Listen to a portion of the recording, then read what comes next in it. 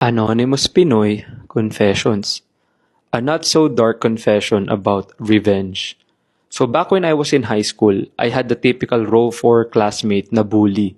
Sa araw-araw na lang, lagi akong pinagtitripan ng loko na to.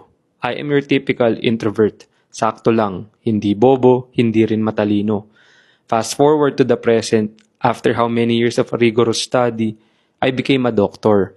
Then one day, I got a call from the hospital regarding a patient, asking if I can accept a case since it's my specialization.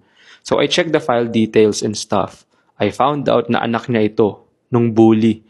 I know it's petty but I declined and gave excuses na I still got other cases on my hand. I was just asked if gusto ko ba kunin yung case.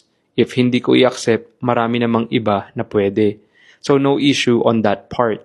And hindi siya life-threatening. I just did not want to handle a patient habang nanginginig ang kamay ko sa trauma.